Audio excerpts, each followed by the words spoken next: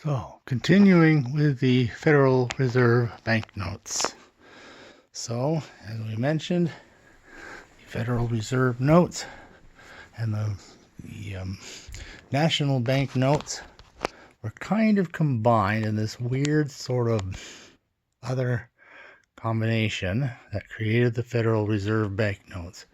We briefly indicated that there was the initial series of 1915, which only existed in the three denominations of $5, $10, and $20. And then there was the Federal Reserve banknote of series of 1918, which was now in a lot more denominations. The $1 and $2 denominations were introduced, along with a $50 denomination. So we mentioned that they had designed a $100, but none were ever actually produced, but we were able to show what the design would have looked like if it had existed. But all of these so far had the signatures of Teehee and Burke. During the series of 1918, a change happened in 1919 when Teehee was replaced by Elliot. So now you have the other signature, Elliot, to go with Burke. And so, but everything else is still series of 1918, still authorized by the Act of December 23, 1913 and April 23, 1918. And everything else the same. Federal Reserve, the national currencies at the top, Federal Reserve banknote at the bottom. Also, the two phrases here towards the top, $1, and then the verbiage here, once again, identical to that found on the national banknotes, or at least the large size national banknotes. So that continued with the same denominations of 1 and 2 and 5. So let's take a look at all of these. So here would be the $2. Once again, now it's Elliot and Burke, series of 1918. The usual back, which in this case features the battleship. Famous battleship. Yes, it is. And then there'd be the $5. Elliot and Burke, series of 1918. And then the $10. Elliot and Burke, series of 1918. There it is.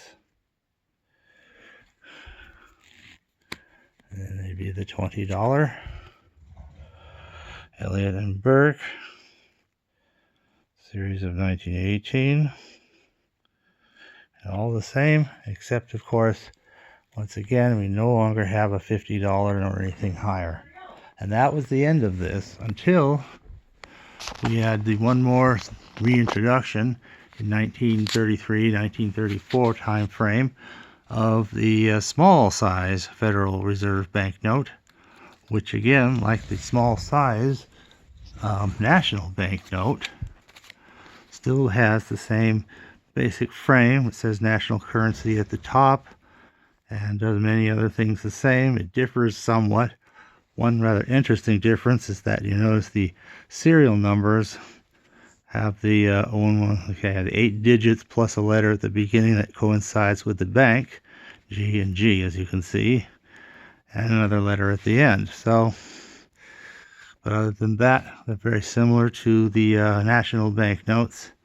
And in fact, the main difference is instead of calling out some national bank, it would call out the Federal Reserve Bank of whichever one, Chicago, which was the G, or whatever it may be. And also, while the national banknotes just had national currency secured by United States bonds deposited with the Treasurer of the United States of America, the North Road, whatever, okay, it would instead have national currency secured by United States bonds deposited with the Treasurer of the United States of America or by a like deposit of other securities, to make it as broad as possible. So that we had. The backs were simply the normal backs for small size notes of the same denominations.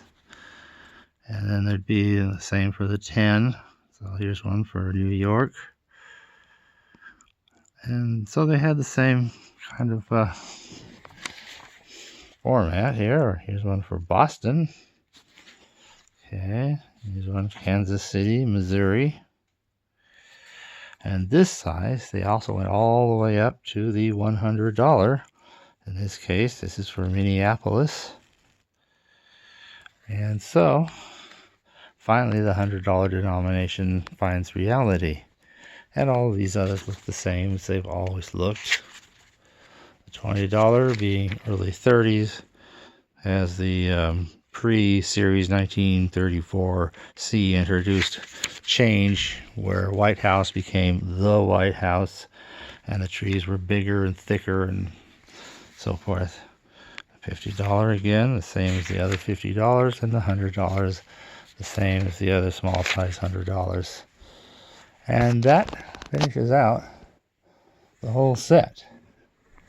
What I've done is I've not endeavored to try to collect every individual bank. To me, that seems not all that different from trying to collect each and every bank of the national banknote, which of course that would be hopelessly out of scope for anybody. But even Federal Reserve with only 12, that still is an awful lot. There's a lot of Federal Reserve notes as it was. If you look at my other series on the Federal Reserve, there's a whole bunch. And there's already going to have to be more as they continue to come out.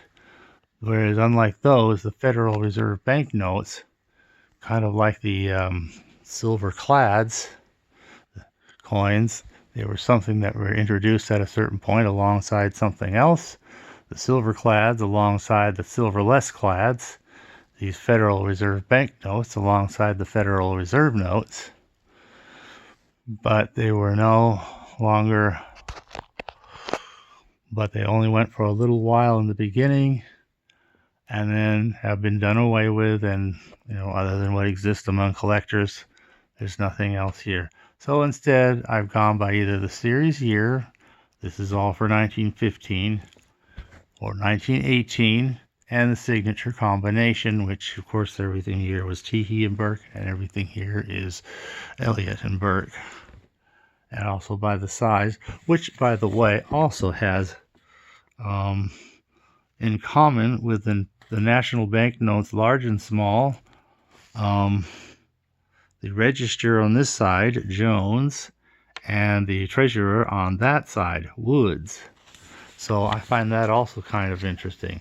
So national banknotes, like national Federal Reserve banknotes, like national banknotes, all have national currency on top, all have the register on one side and the treasurer on the other side, unlike Federal Reserve notes that all have, even from the early days, the treasurer on this side and the secretary of the treasurer on that side.